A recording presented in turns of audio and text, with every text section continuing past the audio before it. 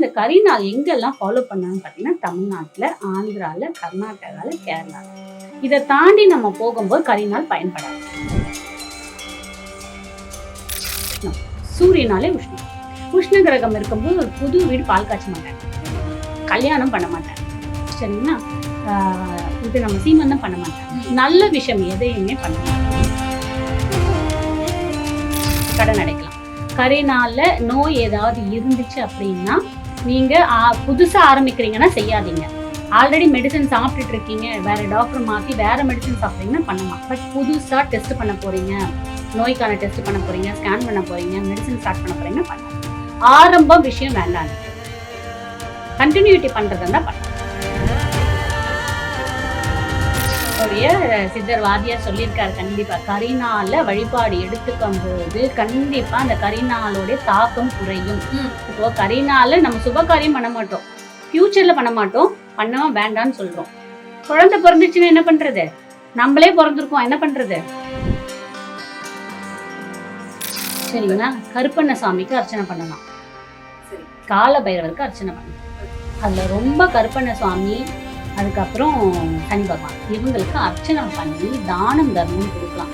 நீல கலரு பூ சாத்தி, இல்லை கருப்பு கலர் நமக்கு பூ கிடையாது, நீல கலர் பூ சாத்தி கருப்பு பொருட்களை தானம் கொடுத்து இதை பண்ணும்போது கரிநாளோட தாக்கம் கண்டிப்பா குறையும்.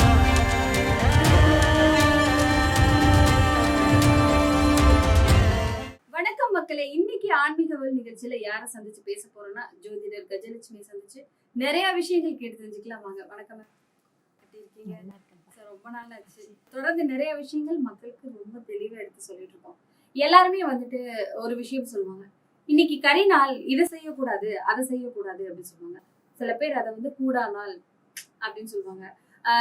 நிறைய அவங்கவுங்க மொழிகள்ல அதை வேற மாதிரி சொல்லுவாங்க, அவங்கவுங்க வழக்கங்கள்ல வேற மாதிரி சொல்லுவாங்க. ஆனா நம்மளுக்கு தெரிஞ்ச வரைக்கும் கரிநாள் அப்படின்னு சொல்லுவோம். இதுல நல்ல விஷயங்கள், சில விஷயங்கள் பண்ண மாட்டாங்க, சில பேர் சாமிக்கு விளக்கு கூட பொருத்த மாட்டாங்க, இந்த மாதிரியே நிறைய விஷயங்கள் பண்ண மாட்டாங்க.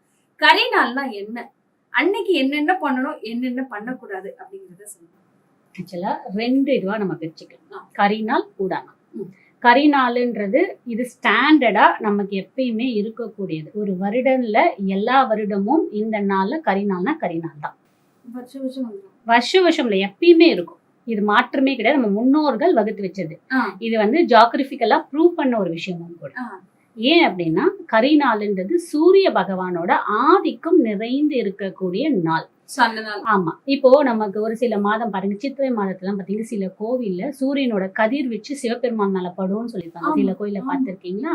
அப்போ அப்பெல்லாம் நமக்கு என்ன டெலஸ்கோப் இருந்துச்சா, இது இருந்துச்சா, அது இருந்துச்சா, எப்படி நம்ம முன்னோர்கள் நடத்துவாங்க, தண்ணி ஊத்தி குளிர வைக்கிறோம்னு சொல்லிட்டு திருவிழாவே நடத்துவாங்க. நம்ம முன்னோர்கள்லாம் பாருங்க எவ்வளவு இதுவா யோசிச்சு அப்போ சூரிய பகவானோட கதிர்வீச்சு எந்தெந்த நாள்ல படம் அப்பவே ப்ரூவ் பண்ணி வச்சிருக்கக்கூடிய விஷயம். ஆனா இந்த கரிநாள் எங்கெல்லாம் ஃபாலோ பண்ணாங்கன்னு பாத்தீங்கன்னா தமிழ்நாட்டுல, ஆந்திரால, கர்நாடகால, கேரளால.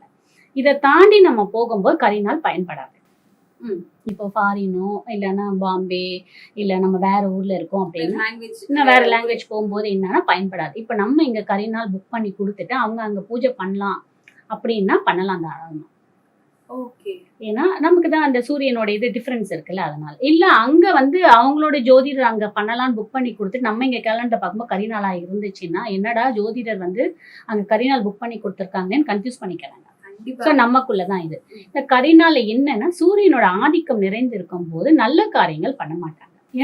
உஷ்ணம், உஷ்ணம், சூரியனாலே உஷ்ணம். உஷ்ண கிரகம் இருக்கும்போது ஒரு புது வீடு பால் காய்ச்ச மாட்டாங்க, கல்யாணம் பண்ண மாட்டாங்க, சரிங்களா? இது நம்ம சீமந்தம் பண்ண மாட்டாங்க, நல்ல விஷயம் எதையுமே பண்ண மாட்டாங்க. அவங்க எழுதி கொடுத்துருவாங்க, ஜாதகம் கரிநாளே நீ பண்ணக்கூடாதுன்னு எழுதி கொடுத்துருவாங்க. அதனாலதான் இந்த வார்த்தையை நம்ம கேட்டிருக்கோம். கேலண்டர்லயே உங்களுக்கு இருக்கும் கரிநாள். உங்களுக்கு எக்ஸாம்பிளா புரியுற மாதிரி சொல்லணும் அப்படின்னா, தை மாதம் பொங்கல் வருது பாத்தீங்களா? தை எப்பயுமே பாத்தீங்கன்னா பொங்கல் வரக்கூடியனால கரிநாளா தான் இருக்கும். போட்டிருக்கோம் கேலண்டர்ல, கரிநாள் தான் போட்டிருக்கோம். இதுதான் வந்து தை 1, 2ஆம் தேதி, 3ஆம் தேதி நாள்லாம் கரிநாள் தான் இருக்கும். இந்த நாட்கள்ல நம்ம சுப காரியங்கள் செய்யக்கூடாது, செய்யாம தவிர்த்துக்கிறது ரொம்ப ரொம்ப நல்லது. எதெல்லாம் பண்ணலாம் அப்படின்னா கடன் அடைக்கலாம், கடன் அடைக்கலாம், கடன் அடைக்கலாம். கரிநாள்ல நோய் ஏதாவது இருந்துச்சு அப்படின்னா நீங்க புதுசா ஆரம்பிக்கிறீங்கன்னா செய்யாதீங்க. ஆல்ரெடி மெடிசன் சாப்பிட்டுட்டு இருக்கீங்க, வேற டாக்டர் மாற்றி வேற மெடிசன் சாப்பிட்றீங்கன்னா பண்ணலாம். பட் புதுசாக டெஸ்ட் பண்ண போறீங்க, நோய்க்கான டெஸ்ட் பண்ண போறீங்க, ஸ்கேன் பண்ண போறீங்க, மெடிசன் ஸ்டார்ட் பண்ண போறீங்கன்னா பண்ணாதீங்க. ஆரம்பம் விஷயம் வேண்டாம் அன்னைக்கு. கண்டினியூட்டி பண்றதா இருந்தா பண்ணலாம். சோ அந்த தவறான விஷயங்கள் அப்படியே போயிடும். இப்ப கடன் அதிகமா வாங்கிட்டு இருக்காங்க, அவங்களால கடனே தீர்க்கல, வாங்கினா வாங்கிக்கிட்டே இருக்கும், இதை வந்து கண்ட்ரோல் பண்ணவே முடியல அப்படிங்கிறவங்க அந்த கரிநாள் அன்னைக்கு போய் அந்த கடன் அடைச்சு அந்த கடன் அடைச்சிடலாம்.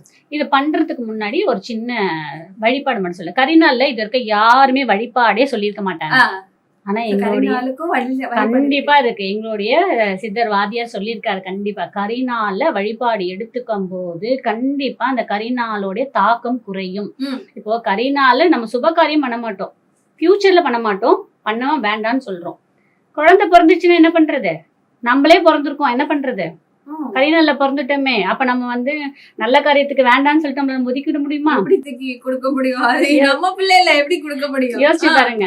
அதனால நம்ம வருத்தப்பட வேண்டாம். நம்ம கரிநாள்ல பிறந்திருக்கோம். நான் உங்களுக்கு கரிநாளோட அட்டவணம் கொடுத்துறேன். இது எல்லா வருடமும் இதே நாள் தான் கரிநாள் வரும். ஜாதகத்துல கரிநாள்ல பிறந்தவங்க அப்படின்னு தானே எழுதிருவாங்க? இல்ல, அந்த நாள்ல கரிநாள்னு இருக்குமே தவிர ஜாதகத்துல எழுத மாட்டாங்க, கரிநாள்னு இருக்கும். இப்ப நான் அட்டவணம் கொடுக்கும் போது ஐயோ இந்த நாள் தான் நான் பிறந்தேன்னு சொல்லிட்டு நிறைய பேர் கேள்வி கேட்பாங்க. பயப்படவே வேண்டாம். கரிநாள் இருக்கா, ஒரு முக்கியமான வேலை பண்ண போறீங்களா, கரிநாளுடைய தாக்கம் குறையணுமா, கண்டிப்பா சில வழிபாடு எடுத்துக்கலாம். நம்ம சனீஸ்வர பகவானுக்கு அர்ச்சனை பண்ணலாம். சரிங்களா? கருப்பண்ணசாமிக்கு அர்ச்சனை பண்ணலாம்.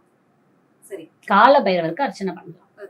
அதுல ரொம்ப கருப்பண்ணசுவாமி, அதுக்கப்புறம் சனி பகவான், இவங்களுக்கு அர்ச்சனை பண்ணி தானம் தர்மம் கொடுக்கலாம்.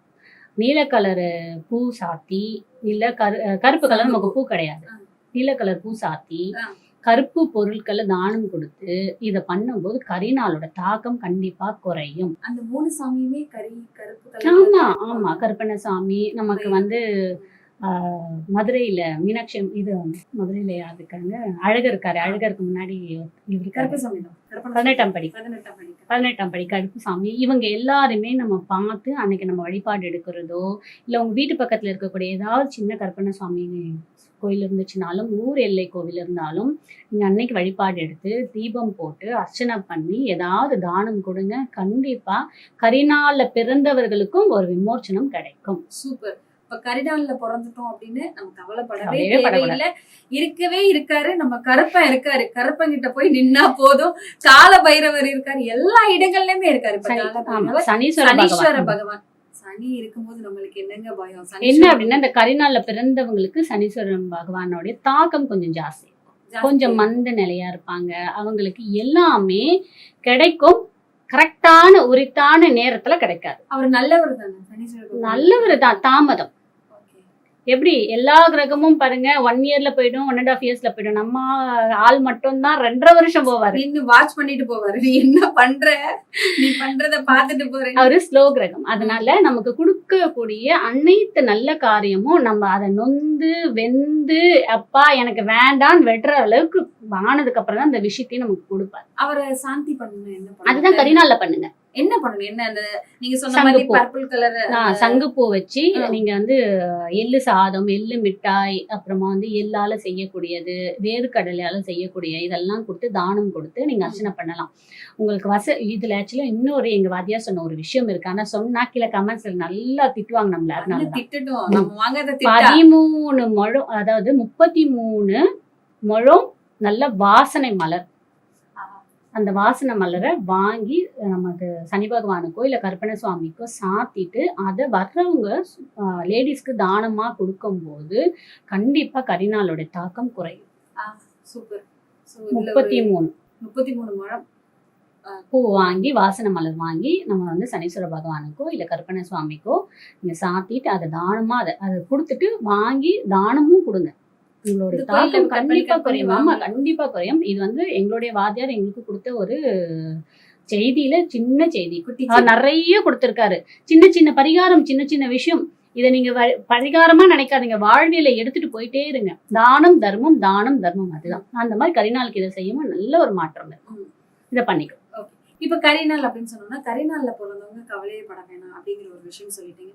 சில பேர் கரிநாள் என்ன பண்ணுவாங்கன்னா, தெரியாம ஒரு ரெஜிஸ்டர் மேரேஜோ அந்த இது புரியாது, கரிநாள்ல போயிட்டு தாலி கட்டியோ நான் நேர காலம் பார்க்காம இது கரிநாள்னு தெரியாம ஏதாவது ஒரு விஷயத்த பண்ணிட்டு வீடு வந்துருவாங்க. கூட போயிடுறாங்க. ஆமா, வீடு கூட ஏன்னா பேச்சுலர்ஸ்க்கு என்ன தெரியும், வீடு கிடைச்சா போதும் நம்ம அந்த வீட்டுக்குள்ள பூந்துருவோம் அப்படின்னு சொல்லி போயிருவாங்க. அதனால அவங்களுக்கு வந்துட்டு அவங்க வேலையிலயோ அவங்க வாழ்க்கையிலயோ இப்ப கல்யாணம் பண்றவங்களுக்கு அவங்க திருமணத்திலயோ தெரியாம வீடு கூடி போயிடுறாங்க.